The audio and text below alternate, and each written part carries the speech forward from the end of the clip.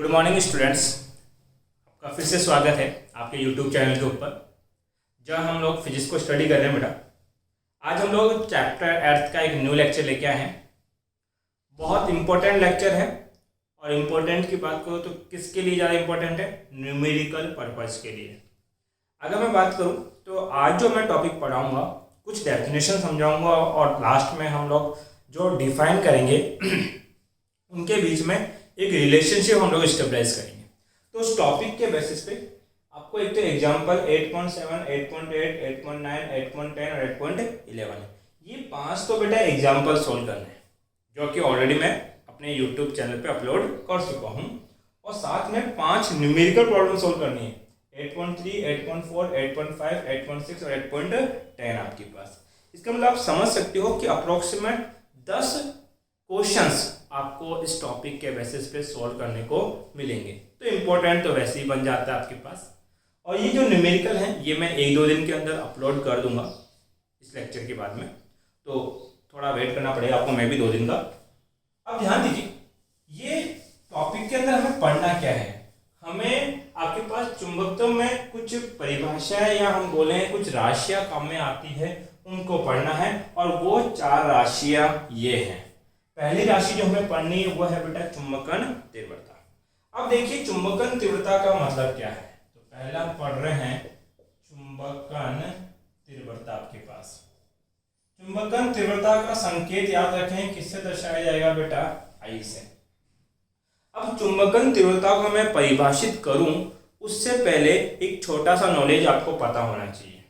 हमने एक चीज याद की थी कि अगर आपके पास कोई नाभिक है, ये नाभिक है और ये नाभिक के चारों तरफ क्या है? एक कक्षा। इस कक्षा की त्रिज्या आपको कितनी बताई गई थी बेटा? r। और इस कक्षा में कौन चक्कर लगा रहा है? एक इलेक्ट्रॉन। इलेक्ट्रॉन जो चक्कर लगा रहा है उसका वेग कितना है बेटा? v है आपके पास। तो हमने बोला कि ये इलेक्ट्रॉन जो है वो r त्रिज्या की कक्षा में v वेग से चक्कर लगाएगा। तो इस कक्षीय इलेक्ट्रॉन का कुछ ना कुछ चुंबकीय द्विध्रुव आघूर्ण होगा। और वो चुंबकीय द्विध्रुव आघूर्ण हमने कितना निकाला था? Capital M। इसका मान कितना था बेटा के पास? EVR बट्टे में क्या? 2। ठीक है, अर्थात ये नाभिक किसी परमाणु का है तो हम बोलेंगे किसी परमाणु का एक चुंबकीय द्विध्रुव आघूर्ण होता है वो कितना होता है? EVR बट्टे में क्या? 2 आपके पास होता है। ठीक है, अर्थात हम बोल सकते हैं कि प्रत्येक परमाणु जो किसी भी आपके पास पदार्थ का हो अपना एक चुंबकीय द्विध्रुव आघूर्ण रखता है। वो कितना रखता है बेटा? EVR अपॉन में 2। तो हमने क्या लिया बेटा? एक चुंबकीय तत्व ले लिया। चुंबकीय तत्व की बात करें हम तो एल्यूमिनियम, निकल, कोबाल्ट, आयरन, ये आपके पास क्या है बेटा? चुंबकीय तत्व है। तो हमने एक चुंबकीय पदार्थ लिया और उस पदार्थ में हमने देखा कि उसके अंदर बहुत सारे अणु होंगे और आपको पता है कि प्रत्येक अणु का एक चुंबकीय द्विध्रुव आघूर्ण होगा। तो मैं इसमें तो ऐसे डायग्राम नहीं बना सकता, इसके लिए क्या करता हूँ बेटा? मैं ऐसे एरो बनाता हूँ। ये एरो का मतलब समझ जाना कि मैं किसकी बात कर रहा हूँ? चुंबकीय द्विध्रुव आघूर्ण। इसको यहाँ बोलते हैं बेटा डोमेन। क्या बोलते हैं इसको? डोमेन बोलते हैं। हिंदी में नहीं पता भाई क्या बोलते हैं इसको, हिंदी में भी शायद डोमेन बोलते होंगे। तो डोमेन का मतलब क्या है कि जिस अणु का कुछ चुंबकीय द्विध्रुव आघूर्ण होगा वो परमाणु ही अपने आप में एक सूक्ष्म चुंबक के भांति व्यवहार करेगा। सूक्ष्म चुंबक के भांति व्यवहार करेगा और उस सूक्ष्म चुंबक को हम एक बहुत छोटे से बाण चुंबक की सहायता से दर्शा सकते हैं। और इस छोटे से बाण चुंबक को क्या बोला जाता है बेटा? डोमेन बोला जाता है। अर्थात हम बोलेंगे ये जो आपके पास कोई चुंबकीय पदार्थ है इसके अंदर बहुत छोटे छोटे आणविक चुंबक हैं। इनको और क्या बोल सकते हैं बेटा? आणविक चुंबक, क्योंकि अणु की सहायता से क्या हुआ है? उत्पन्न हुए। इनको मैं इस एरो से दर्शा रहा हूं। अब इस पदार्थ में ये जो डोमेन होंगे या बोले आणविक चुंबक होंगे वो संरेखीय नहीं होंगे। इसका मतलब एक रेखा में नहीं होंगे, अपनी इच्छा के अनुसार किधर भी हो सकते हैं। जैसे किसी एक अणु का चुंबकीय द्विध्रुव आघूर्ण इधर है, दूसरे अणु का इस ओर है, तीसरे अणु का इधर है, चौथे अणु का इधर है, पांचवें अणु का इधर है, छठे अणु का इधर है और सातवें अणु का कुछ इस ओर आपके पास है, आठवें को इधर मान लो आप लोग, जिधर भी आपको मानना चाहो। तो हमने बोला कोई चुंबकीय पदार्थ है, उसमें बहुत सारे चुंबकीय अणु आपके पास है, इसके प्रत्येक अणु का कुछ चुंबकीय द्विध्रुव आघूर्ण होता है, परंतु उन सभी की दिशाएं यादृच्छिक होती है। कैसी होती है बेटा? यादृच्छिक, मतलब अपनी इच्छा के अनुसार ये परमाणु के जो चुंबकीय द्विध्रुव आघूर्ण है वो किधर भी हो सकते हैं। ये तो सबको पता है कि चुंबकीय द्विध्रुव आघूर्ण की दिशा कहां से कहां होती है? साउथ से नॉर्थ की ओर होती है। तो जो मैंने ये एरो बनाया है, ये जो हिस्सा है ये साउथ को रिप्रेजेंट करता है और जो एरो है वो उसको रिप्रेजेंट कर रहा है बेटा नॉर्थ को। ऐसा मैं मान के चल रहा हूं। अपने अपने टीचर के पढ़ाने का तरीका अलग अलग होता है, दर्शाने का मेथड, समझाने का मेथड भी क्या होता है बेटा? अलग अलग होता है। तो हमने बोला कि इसमें बहुत सारे चुंबकीय द्विध्रुव आघूर्ण है और ये चुंबकीय द्विध्रुव आघूर्ण कैसी राशि है बेटा? सदिश राशि। तो देखो इधर, जैसे कि ये एक चुंबकीय द्विध्रुव आघूर्ण है जो ऊपर जा रहा है और एक कहां जा रहा है बेटा? नीचे। तो एक चुंबकीय आघूर्ण ऊपर, दूसरा कहां? नीचे। तो एक दूसरे को क्या कर देंगे बेटा? निरस्त कर देंगे। इसी प्रकार से प्रत्येक चुंबकीय आघूर्ण का कोई ना कोई विपरीत अवश्य होगा। तो हम बोल सकते हैं कि इसका परिणामी चुंबकीय आघूर्ण m नेट का मान कितना है बेटा? 0 है। और वो इसलिए है कि इसमें बहुत सारा चुंबकीय द्विध्रुव आघूर्ण है तो सही, परंतु वो कैसा है बेटा? यादृच्छिक अवस्था में है। इसकी वजह से परिणामी कितना निकल के आ रहा है? 0। अब देखो कंसेप्ट समझो, हम एक चीज तो बना चुके हैं और वो क्या है कि प्रत्येक चुंबकीय पदार्थ का क्या होता है? परिणामी चुंबकीय आघूर्ण होता है और वो किसकी वजह से होता है बेटा? इस कक्षीय इलेक्ट्रॉन की वजह से होता है। परंतु यहाँ पर ये मान कितना आ रहा है बेटा? 0 आ रहा है। अब क्या किया हमने, ये जो चुंबकीय पदार्थ था अभी तो कैसा था बेटा? यादृच्छिक, जिसकी वजह से इसका परिणामी कितना आ रहा था? 0 आ रहा था, m नेट 0 था। अब अगली बार क्या किया बेटा? आपने इसको एक बाहरी चुंबकीय क्षेत्र में रख दिया। ये उत्तरी ध्रुव और ये क्या है? दक्षिणी ध्रुव। तो आपको पता है यहाँ पर एक परबल चुंबकीय क्षेत्र इस प्रकार से बनने वाला है। ठीक है, जब इसको आप इस चुंबकीय क्षेत्र में रखोगे तो मैंने कहा था कि ये छोटा सा जो एरो है ये एक बहुत सूक्ष्म चुंबक को दर्शाता है और ये इसका साउथ है और ये इसका क्या है? नॉर्थ है। अब देखो होगा क्या, जैसे ये बहुत आणविक चुंबक इस बाहरी चुंबकीय क्षेत्र के समीप या संपर्क में आएंगे तो ये बाहरी चुंबक इन पे क्या लगाएगा? बल। क्या लगाएगा बेटा? बल लगाने की वजह से अभी ये जो यादृच्छिक थे, अपनी इच्छा के अनुसार कहीं भी घूम रहे थे या अपनी इच्छा के अनुसार किसी भी दिशा में थे, अब इन पे एक बल लगेगा और ये सारे के सारे एक ही दिशा में हो जाएंगे। अब देखो जैसे ये था, ये पहले ऐसे था, ये इसका साउथ, ये इसका नॉर्थ से क्या होगा? प्रतिकर्षण, और ये साउथ से क्या होगा? प्रतिकर्षित। तो अब ये ऐसे घूमेगा और घूम के ऐसे हो जाएगा, ये साउथ और ये क्या? नॉर्थ, क्योंकि ये यहाँ पे ही स्टेबल रह सकता है आपके पास। सारे के सारे ऐसे हो गए। ये जितने मैं छोटे एरे बना रहा हूं इसका मतलब है जितने भी डोमेन थे वो सारे एक ही रेखा में क्या हो गए बेटा? संरेखित। अब पहले इसका मान 0 क्यों आ रहा था? क्योंकि किसी एक की दिशा किसी दूसरे के क्या आ रही थी? विपरीत, इसलिए परिणामी कितना ले रहे थे? 0। क्या अब ये सारे के सारे इस प्रकार से एक रेखा में संरेखित हो गए क्या? हाँ सर। जब संरेखित हो गए तो हमने बोला इसका कुछ परिणामी चुंबकीय द्विध्रुव आघूर्ण निकलेगा और कितना होगा बेटा? m। भाई इसका टोटल का कितना मान लिया? m। अब सुनना, ये कोई पदार्थ है तो इस पदार्थ का कुछ आयतन भी रहा होगा और ये आयतन कितना मान लेते हैं? v। तो हम बोल सकते हैं जब किसी चुंबकीय पदार्थ को, अब मैं परिभाषा देने जा रहा हूं, जब किसी चुंबकीय पदार्थ को एक बाहरी चुंबकीय क्षेत्र में रखा जाता है तो उसके जो चुंबकीय द्विध्रुव आघूर्ण है वो सब एक रेखा में संरक्षित हो जाते हैं या संरेखित हो जाते हैं, जिसके कारण उस चुंबकीय पदार्थ का एक परिणामी चुंबकीय आघूर्ण निकल कर आता है। ठीक है, अब ये चुंबकीय आघूर्ण कितने आयतन का है? v आयतन का। तो हम बोलेंगे v आयतन में कितना चुंबकीय आघूर्ण आया बेटा? Capital M। तो तो इकाई आयतन में कितना आएगा, m/v।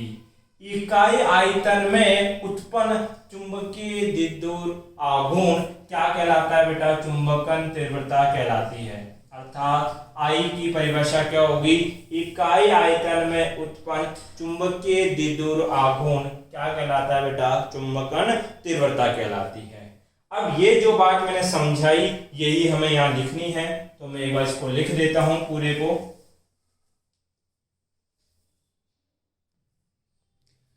देखिए बेटा परिभाषा क्या देंगे, जब किसी पदार्थ को चुंबकीय क्षेत्र में रखा जाता है, तो हमने पदार्थ को कहाँ रखा था, चुंबकीय क्षेत्र में, तो उसके जो परमाणुक द्विध्रुव होते हैं वो एक रेखा में क्या हो जाते हैं, संरेखित। उसके परमाणु जितने भी द्विध्रुव थे वो सारे क्या हो गए बेटा, एक रेखा में क्या हो गए, संरेखित हो गए, जिससे उस पदार्थ का एक परिणामी चुंबकीय आघूर्ण अर्थात कैपिटल M उत्पन्न होता है। पहले जब उसको चुंबकीय पदार्थ में नहीं रखते थे तो कैपिटल M का मान कितना लेते थे बेटा, 0। लेकिन जैसे ही चुंबकीय पदार्थ में रखा वो जितने भी थे वो सारे एक रेखा में आ गए, जिसके कारण एक परिणामी चुंबकीय द्विध्रुव आघूर्ण उत्पन्न होता है, कितना, M। अब परिभाषा क्या है, पदार्थ के एकांक आयतन अर्थात V में उत्पन्न परिणामी चुंबकीय द्विध्रुव आघूर्ण उस पदार्थ की क्या कहलाती है बेटा, चुंबकन तीव्रता कहलाती है। तो I बराबर कितना हो गया बेटा, m/v। अब इसका क्या लिखोगे आप बेटा, सदिश रूप, तो आप लिखोगे I वेक्टर इक्वल टू होगा m वेक्टर बट्टे में क्या, v। एक तो ये मान हो गया। एक बेटा इसका मात्रक आप लोग याद रखना, अगर मैं मात्रक की बात करूं तो चुंबकीय द्विध्रुव आघूर्ण का मात्रक होता है एम्पियर मीटर स्क्वायर बट्टा आयतन का मात्रक होता है मीटर क्यूब, कट जाएगा तो मात्रक क्या बचेगा, एम्पियर पर मीटर। अब ये जो I है वो कैसी राशि है बेटा, सदिश राशि है, तो इसकी दिशा भी होगी। अब बताओ ये I किस पे निर्भर कर रहा है, चुंबकीय द्विध्रुव आघूर्ण पर। तो जो दिशा इस m वेक्टर की होती है वो ही I वेक्टर की होती है। तो अगर आप दिशा की बात करोगे तो दिशा होगी बेटा साउथ टू नॉर्थ, क्योंकि चुंबकीय द्विध्रुव आघूर्ण की दिशा भी कहां से कहां होती है, दक्षिणी ध्रुव से उत्तरी ध्रुव। तो आपके पास चुंबकन तीव्रता की दिशा भी कहां से कहां होगी बेटा, दक्षिण से उत्तर की ओर। बेटा इसका स्क्रीनशॉट ले लें और नोट्स में लिखें आप लोग। दूसरी जो परिभाषा है बेटा वो है आपके पास चुंबकन क्षेत्र। अब देखो चुंबकन क्षेत्र का मतलब समझो, दो चीजें होती हैं, एक होता है चुंबकीय क्षेत्र जो हम अब तक पढ़ते हैं, और अब एक नई चीज आ गई चुंबकन क्षेत्र। दोनों में ज्यादा अंतर नहीं है। देखो क्या है, मान लेते हैं बेटा आपके पास एक परिनालिका है, क्या है, एक परिनालिका। परिनालिका में धारा बेरी कितनी है बेटा, I आपके पास है, ठीक है। इस परिनालिका की लंबाई कितनी है बेटा, L, और इसमें फेरों की संख्या कितनी है बेटा, N। तो बताओ इसका फेरे घनत्व कितना होगा। सर फेरे घनत्व होते हैं स्मॉल m, फेरों की संख्या बटा लंबाई, अर्थात इकाई लंबाई में फेरों की संख्या क्या कहलाती है बेटा, फेरे घनत्व कहलाती है। तो हमने बोला स्मॉल n बराबर क्या होगा बेटा, कैपिटल N/L आपके पास लिखा जाएगा। अब ध्यान दो, हमने बोला कि ये परिनालिका है, इसके बीच में कितना चुंबकीय क्षेत्र होगा, तो वो तो हम पहले ही बता चुके हैं कि इसके बीच में जो चुंबकीय क्षेत्र उत्पन्न होगा वो होगा B0 = μ0 I। यहाँ पर ये μ0 क्यों आया ये सोचो। तो ये μ0 इसलिए आया क्योंकि इसके बीच में कौन भरा है बेटा, निर्वात। अगर मान लो ये परिनालिका है, ये परिनालिका ऐसे बनती सबको पता है, ये इस प्रकार से परिनालिका चल रही है, जैसे स्प्रिंग आप देखते हो।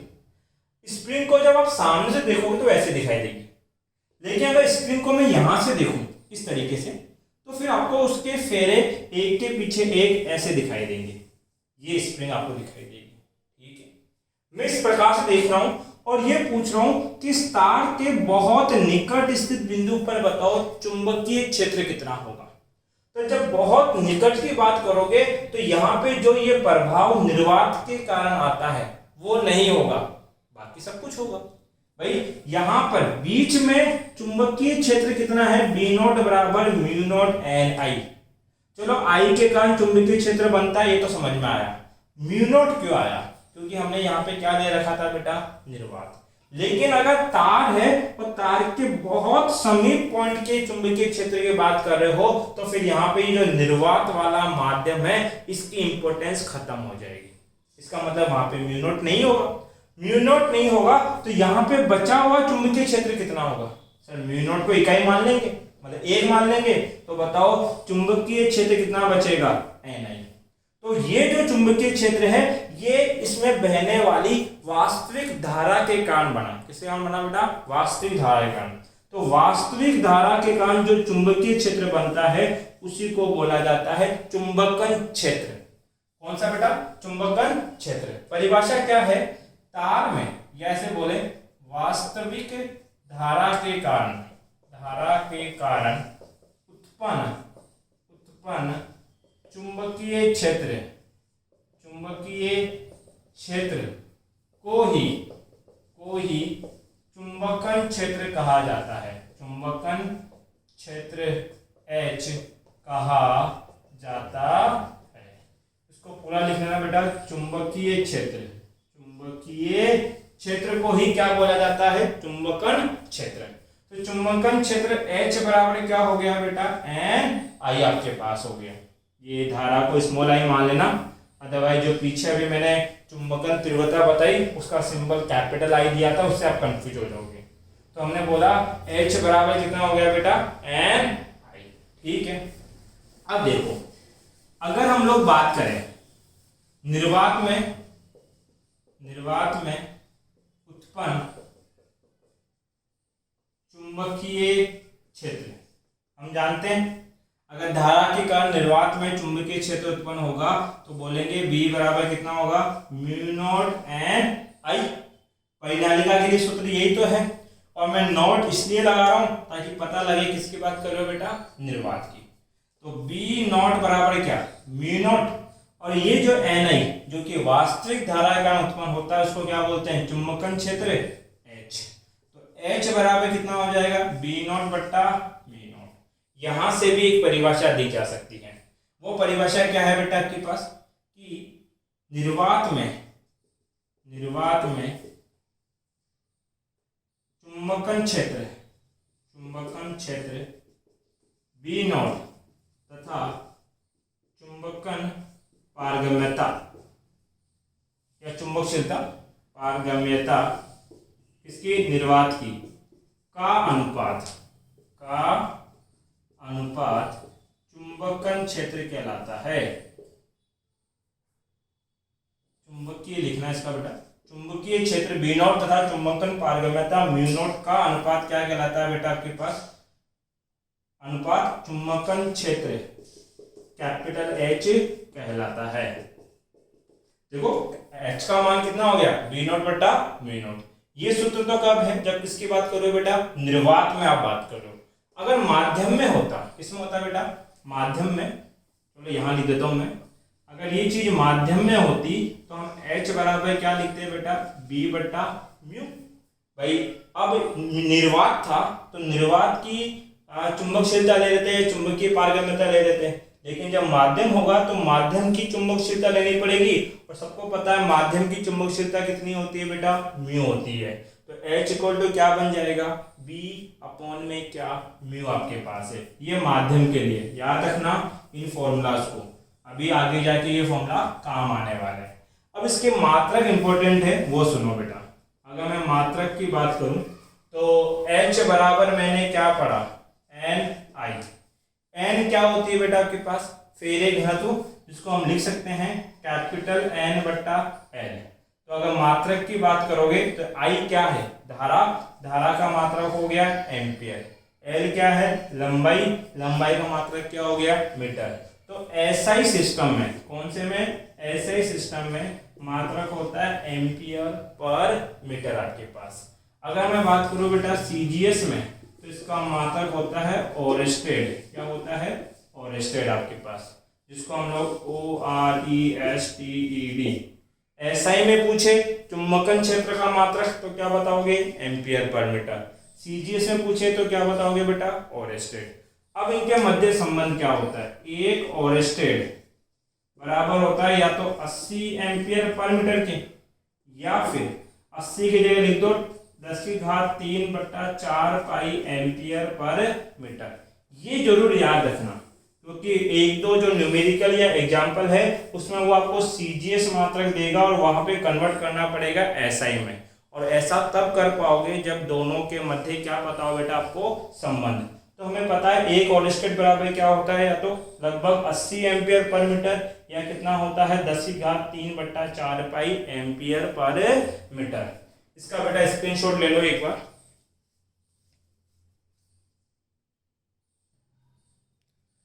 देखो बेटा, तीसरी जो परिभाषा हमें पढ़नी है वो है आपके पास चुंबकीय प्रवृत्ति। चुंबकीय प्रवृत्ति का संकेत होता है बेटा नीटा एम। नीटा एम कुछ इस प्रकार से बनाया जाता है। अब देखो चुंबकीय प्रवृत्ति क्या होती है। हमने क्या किया बेटा, एक पदार्थ लिया, चुंबकीय पदार्थ, और आपको पता है कि इस पदार्थ के अंदर क्या होंगे, परमाणुक द्विध्रुव होंगे। परमाणुक द्विध्रुव जो होंगे वो कैसे होंगे, असंरेखित या आदर्शित, इस प्रकार से आपके पास। ठीक है, अब ये जो पदार्थ था जिसमें परमाणुक द्विध्रुव है और ये सब यादर्शित है, तो हम बोलेंगे इनका जो चुंबकीय द्विध्रुव आघूर्ण होगा वो कितना रहा होगा बेटा, 0। जब चुंबकीय द्विध्रुव आघूर्ण 0 है तो I इक्वल टू क्या होता है, चुंबकन तीव्रता बराबर होता है m/v।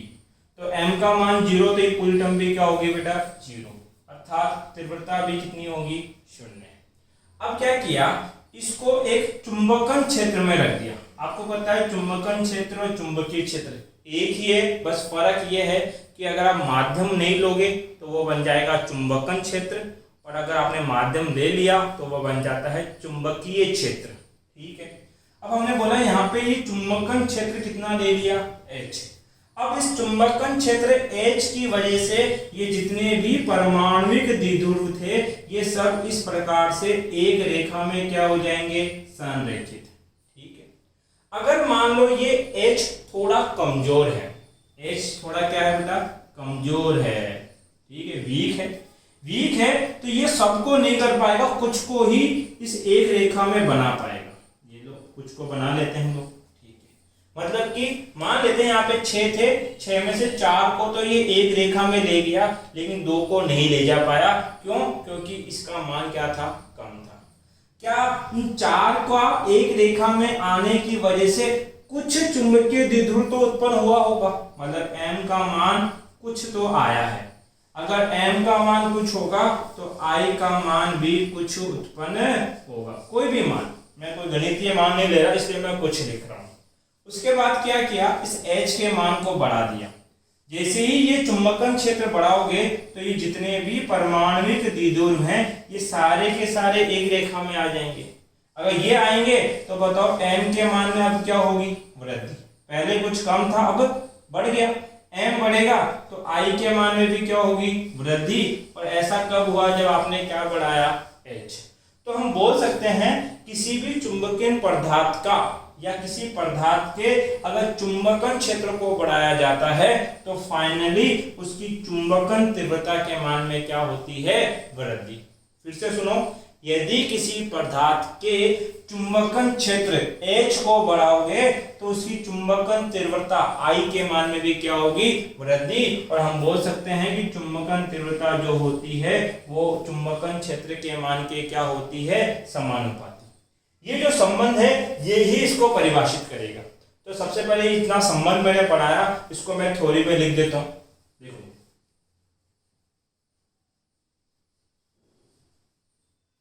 किसी पदार्थ के चुंबकन क्षेत्र क्या होता है, H के मान में वृद्धि करने पर उसके चुंबकन तीव्रता के मान में भी वृद्धि होती है। अतः चुंबकन तीव्रता I चुंबकन क्षेत्र H के समानुपाती होगा। क्या होगा? इसके समानुपाती होगा। अगर समानुपाती है तो हमने लिखा I समानुपाती है किसके? H के। समानुपाती का साइन हटाएंगे, एक नियतांक आएगा, तो I इक्वल टू बन जाएगा नीटा m ऑफ H। ये जो नियतांक आता है नीटा m, ये लिख देता हूं नीटा m, यही क्या कहलाती है बेटा? चुंबकीय परिवर्ती कहलाती है। क्या कहलाती है? चुंबकीय परिवर्ती। तो यहां से हम लोग लिख सकते हैं बेटा नीटा m इक्वल टू बनेगा I बटा H। क्लियर है इतनी सी बात? अब हमें चुंबकीय परिवर्ती की परिभाषा देनी है, तो सूत्र से परिभाषा क्या बनेगी? किसी पदार्थ की चुंबकन तीव्रता व चुंबकन क्षेत्र का अनुपात क्या कहलाता है बेटा? आपके पास चुंबकीय परिवर्ती कहलाती है। तो क्या लिखेंगे? किसी पदार्थ के चुंबकीय तीव्रता तथा चुंबकन क्षेत्र, चुंबकन तीव्रता क्या? I, चुंबकन क्षेत्र क्या? H का अनुपात चुंबकीय परिवर्ती कहलाती है। चुंबकीय परिवर्ती कहलाती है। ठीक है। अब देखो, अगर मैं बात करूं यहां आपके पास, तो चुंबकन तीव्रता का मात्रक क्या होता है? Ampere per metre. चुंबकन क्षेत्र का मात्रक भी क्या होता है? Ampere per metre. कट जाएगा, अर्थात हम क्या बोलेंगे कि जो चुंबकन परिवर्ती है वो कैसी राशि है? मात्रकहीन राशि। बेटा इसका एक बार आप स्क्रीनशॉट लें और कॉपी में लिखें। देखिए बेटा, हम विभिन्न चुंबकीय राशियों में क्या बनाने वाले हैं? संबंध। और जो स्टार्टिंग में मैंने 10 न्यूमेरिकल बोले थे, उसमें से अप्रोक्सीमेट 7 या 8 न्यूमेरिकल केवल इस संबंध के आधार पर सोल्व होंगे। तो संबंध को ध्यान से समझना। संबंध को समझने से पहले हमने कुछ अभी परिभाषाएं पढ़ी, चुंबकन तीव्रता, चुंबकन क्षेत्र, चुंबकन परिवर्ती। तो इन परिभाषाओं के सूत्र में लिख देता हूं ताकि आपको पता रहे कि हमने क्या पढ़ा बेटा। जैसे हमने एक सूत्र पढ़ा था, I बराबर क्या होता है? m बट्टा v। तो आपके पास चुंबकन तीव्रता का मान हो गया m बट्टे में v। उसके बाद में हमने चुंबकन क्षेत्र पढ़ा, H बराबर क्या? Ni, या फिर हमने पढ़ा H बराबर v नोट बट्टा म्यू नोट। ये तो किसके लिए था बेटा? निर्वात में। और माध्यम में क्या पढ़ा आपने? H बराबर होगा b बट्टे में क्या? म्यू। ये किस में है? माध्यम में। अब इस फॉर्मूले को थोड़ा सा मैं चेंज कर रहा हूँ, म्यू को इधर ले जाता हूँ और H को बट्टे में ले जाता हूँ। तो ये म्यू इधर चला गया और ये क्या आ गया? H। साथ में हमने एक सूत्र पढ़ा है किसका बेटा? आपेक्षिक चुंबकीय पारगम्यता। वो क्या था बेटा? Mu R. म्यू आर बराबर क्या होता है? म्यू बट्टे में क्या? म्यू नॉट आपके पास। फिर हमने क्या पढ़ा बेटा? चुंबकीय परिवर्ती नीटा m बराबर होता है I बट्टा H। तो ये कुछ चुंबकीय राशियां थी। इन राशियों में आपस में क्या संबंध होता है वो संबंध हमें ज्ञात करना है। इस पूरी डेरिवेशन में मैं जितने भी बॉक्स बनाऊंगा उस बॉक्स का प्रत्येक संबंध से कोई ना कोई न्यूमेरिकल या एग्जाम्पल सोल्व होने वाला है। तो इनका संबंध बनाने के लिए हम क्या करते हैं बेटा? एक चुंबकीय पदार्थ ले लेते हैं। ठीक है।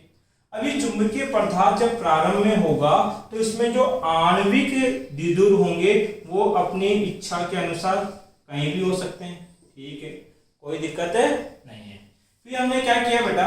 इसके ऊपर एक परिनालिका बना दी। क्या बना दी? इसके ऊपर एक परिनालिका जिसमें धारा कितनी बह रही है? I। आपको पता है कि परिनालिका में यदि I धारा बहेगी तो इसके कारण यहाँ पे एक चुंबकीय क्षेत्र उत्पन्न होगा। कितना? Mu not an I। और Ni को क्या लिख सकते हैं बेटा? H। तो परिनालिका के कारण उत्पन्न चुंबकीय क्षेत्र कितना है बेटा? Mu naught H। ठीक है। अब आप सबको पता है कि अगर ये चुंबकीय क्षेत्र उत्पन्न होगा तो ये चुंबकीय क्षेत्र इस परिनालिका में एक समान रूप से उत्पन्न होगा इस प्रकार से। ठीक है। अब यही चुंबकीय क्षेत्र मैं यहां दर्शा रहा हूं कि ये जो पदार्थ है इस पे जब बाहरी चुंबकीय क्षेत्र लगाएंगे तो ये जितने भी परमाणुक द्विध्रुव थे ये सब एक दिशा में क्या हो जाएंगे? संरेखित। अर्थात ये इस प्रकार से एक दिशा में क्या हो गए, संरेखित हो गए। जब ये सारे के सारे एक दिशा में आ जाएंगे तो हम बोलेंगे इसके कारण क्या उत्पन्न होगा, चुंबकीय द्विध्रुव आघूर्ण M बनेगा। M बनेगा तो क्या बनेगा बेटा, चुंबकन तीव्रता। तो हमने बोला यहाँ चुंबकन तीव्रता कितनी आ गई, आई। एक चीज बताओ, ये कोई पदार्थ है, ठीक है, और इसमें छोटे छोटे चुंबक जिनको हम बोलते हैं परमाणुविक द्विध्रुव या परमाणुविक चुंबक, ये सब एक दिशा में आ गए, तो क्या सबके प्रभाव के कारण इसके चारों तरफ भी एक चुंबकीय क्षेत्र उत्पन्न होगा कि नहीं होगा? सर होगा, क्योंकि पहले तो क्या हो रहा था कि ये सब मिलकर जीरो बनाते थे, लेकिन अब सबके सब एक रेखा में आ गए, तो इसके कारण भी एक चुंबकीय क्षेत्र आएगा, और वो चुंबकीय क्षेत्र कितना बोल दिया, V1। ठीक है, अगर ये सबके सब का मान एक रेखा में जो उत्पन्न हुआ, इसके कारण क्या उत्पन्न हुई, चुंबकन तीव्रता आई। अगर ये चुंबकन तीव्रता ज्यादा होगी तो इस पदार्थ के कारण जो चुंबकीय क्षेत्र उत्पन्न होगा वो भी क्या बन जाएगा, ज्यादा। और अगर ये कम हुए तो आपके पास जो चुंबकन क्षेत्र है वो भी क्या हो जाएगा, कम। अर्थात ये जो आपने पदार्थ इसमें रखा सिलेंडर के अंदर, उस पदार्थ का चुंबकीय क्षेत्र V1 है, और वो उसकी चुंबकन तीव्रता के क्या होता है, समानुपाती।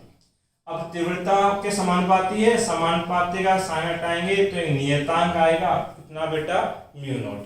तो यहाँ पर कुल कितने चुंबकीय क्षेत्र हो गए, 2। एक तो इस धारा के कारण जो कि कितना है, B0 इक्वल टू μ0H, और दूसरा इस पदार्थ के अंदर के कारण, और इस पदार्थ के कारण कितना है बेटा, V1 बराबर μ0I के बराबर आपके पास है। ठीक है, अब हमें तो संबंध याद करना है, तो हमने बोला इस पूरे केस के अंदर कुल कितने चुंबकीय क्षेत्र हो गए बेटा, 2। मुझे परिणामी चुंबकीय क्षेत्र चाहिए, तो हमने बोला कुल चुंबकीय क्षेत्र वो होगा B, और B बराबर क्या होगा, पहला कितना उत्पन्न हुआ, B0, दूसरा कितना बना, B1। इनको जोड़ देंगे तो कुल प्राप्त हो जाएगा। B बराबर कितना, B0। B0 का मान मुझे पता है कितना है, μ0H। B1 का मान कितना है बेटा, μ0I। तो B बराबर μ0 दोनों में कॉमन, H प्लस में क्या, I। एक तो ये संबंध आपको याद रखना है कि B बराबर क्या होता है, μ0H प्लस I होता है। दूसरा संबंध देखो, B बराबर μ0H प्लस I। अब ये जो I राशि है इसको मैं H से गुणा और H से क्या कर रहा हूं बेटा, भाग। क्या कोई फर्क पड़ेगा क्या, नहीं, कट जाएंगे दोबारा, परंतु H से गुणा और H से भाग करने की वजह से ऊपर की ओर H दोनों में क्या आ गया, कॉमन, मतलब H इसमें भी है और H इसमें भी है। तो B बराबर कितना हो जाएगा, μ0H। H कॉमन ले लिया, यहाँ क्या बचा बेटा, 1/I प्लस ऑफ क्या लिखा जाएगा, H। ध्यान दीजिए यहाँ पे बेटा, B बराबर एक फॉर्मूला μ0H 1 प्लस I बट्टा H क्या होती है, चुंबकीय प्रवृत्ति, अर्थात नीटा M। तो एक फॉर्मूला ये बना आपका। अब क्या करो, ये जो H है इसको बट्टे में ले आओ, तो B बट्टा H बराबर हो गया μ0 1 प्लस नीटा M। अब देखो B बट्टा H क्या कहलाता है, म्यू, तो ये बन जाएगा म्यू इक्वल टू μ0 1 प्लस नीटा M। एक ये फॉर्मूला हमें याद रखना है। उसके बाद अगर मैं बात करूं तो इस μ0 को बट्टे में लेके आओ, तो म्यू बट्टा μ0 1 प्लस क्या है, नीटा M। अब म्यू बट्टा μ0 को क्या लिख सकते हैं बेटा, म्यू R। तो म्यू R इक्वल टू हो गया 1 प्लस नीटा M। तो 1 2 3 और 1 4, ये 4 सूत्र आप लोगों को याद रखने हैं। और एक बार ये भी याद रख लेना, एक क्वेश्चन शायद इस पे भी सोल्व हो रहा है आपका, ठीक है। तो ये हमने विभिन्न राशियों के मध्य क्या बनाया बेटा, संबंध, और ये संबंध के हर एक सूत्र की इंपॉर्टेंस है, जिससे आप न्यूमेरिकल सोल्व करेंगे। अगर इस टॉपिक से रिलेटेड आपका कोई डाउट रहता है तो आप मेरे से कमेंट बॉक्स में पूछ सकते हैं बेटा। और अगर वीडियो पसंद आए तो वीडियो को लाइक करें। Thank you.